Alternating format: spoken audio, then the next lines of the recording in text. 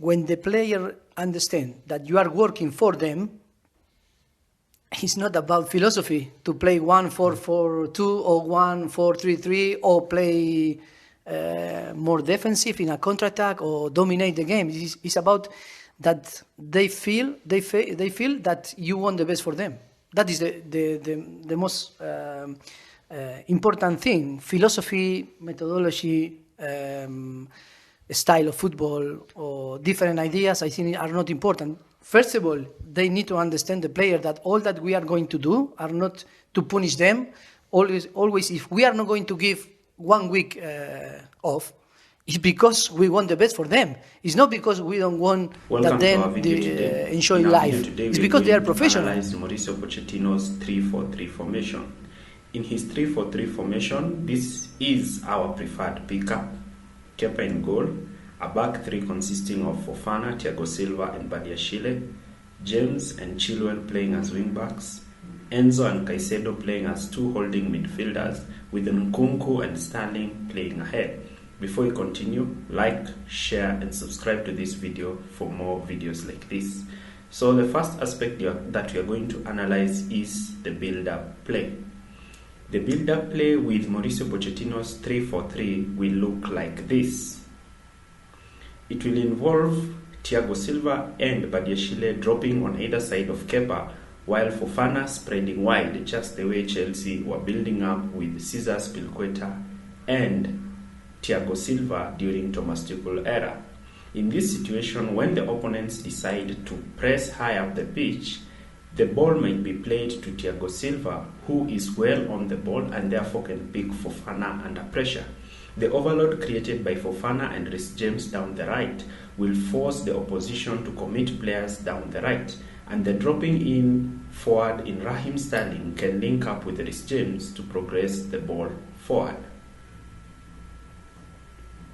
Alternatively, Kepa is also good at playing long passes behind the opposition line, and Chelsea have pacey forwards in Jackson, Nkunku and Raheem Sterling to pick the ball behind the lines. Note that I have not started Mudryk in this game because Nkunku will be preferred since he is a second striker.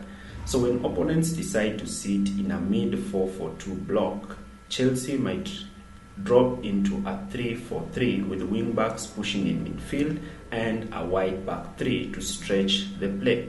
The forward line will play close to each other, tying up the back four with as many as 5 players in midfield. Thiago Silva's excellent distribution will be able to pick out players, while Badiashile will also be key in playing the ball down the left-hand flank. Also, Fofana's right foot can open down the right-hand flank, and therefore Chelsea are able to progress the ball on either side of the pitch, since they have competent and ball-playing midfielders in Enzo and Caicedo. Now, in the event whereby Chelsea's forwards play quite narrow, this will force the opposition to play quite narrow to track the runs of the inside forwards, opening spaces in the wide areas for the movement of Reece James and Chilwell. This might create 2v1 situations against the opposition fullback, who will be uncertain whether to cover Chilwell or the inside forward, and this might prompt the entire opposition midfield to drop back, creating gaps and spaces for Enzo and Caicedo to receive the ball in space. This may be advantageous to Enzo's passing range, where he is able to pick up players making runs behind the opposition line through his chipped, long, lofted balls. Alternatively, Caicedo can also sit in this position and play in the wide wingers in Reece James and Chilwell, where they can create a side overload against the opposition fullback. This may prompt all teams and most teams to shift their play towards one side where Chelsea is overloading, and this might result, because they are playing with wing-back system, the opposite winger being free to receive the ball down the other wing, and therefore linking up with the opposition inside forward to shoot or create cutbacks against the opposition fullback who's isolated down that wing. A wing-back in this position can either cross the ball to the runs of the striker and the two inside forward, while the other makes darting blindside runs in the far post. Now, in the event whereby Chelsea will be countered in this kind of setup, with the two wingers pushing forward, Chelsea will always have a numerical advantage against counter-attacks because of their 3 centre-backs and 2 holding midfielders. The wide centre-backs are able to shift across, they are young, they are quick, and most of them are quite good defensively, and they are able to win the ball off the opponent, while Thiago Silva covers as a sweeper centre-back.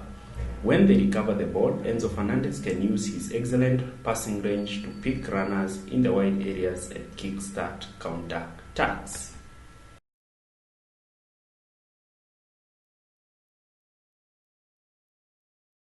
Let's look at the defensive phase of the game and analyze how Mauricio Pochettino will set up his team defensively.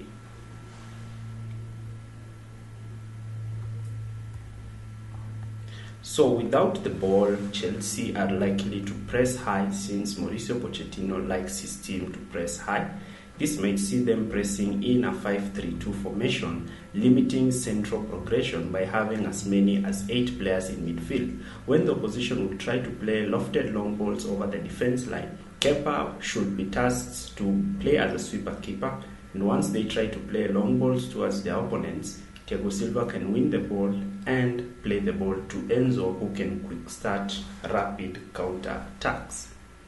Alternatively, this is an effective tactic for Chelsea since they can also press with opponents who like to build from the back by committing their forwards to engage the opposition to play the ball towards the touchline, where they can shift across with the wing-backs springing from the defense line to cover the opposition fullback, winning the ball and giving out a throw-in.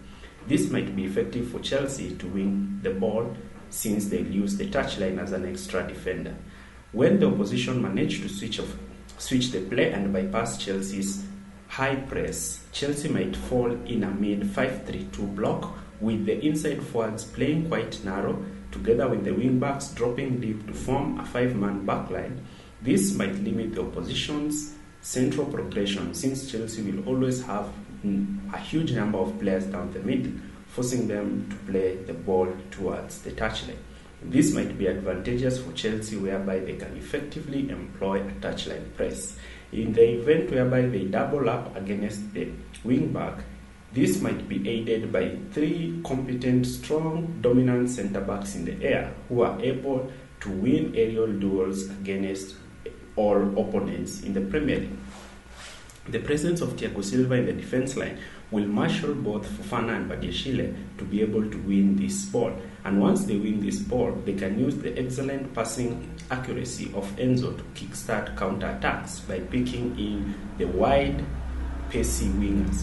Alternatively, this 5-man block ahead of Kepa might limit long-range shots and therefore enable Chelsea to prevent opponents from taking shots from the middle of the pitch, therefore covering Kepa's inability to stop long-range shots. So this is a 3-4-3 tactic that Thomas Tuchel and Antonio Conte have won the Premier League and the Champions League with at Chelsea. This is a tactic that Pochettino can employ at Chelsea and that can see him succeed.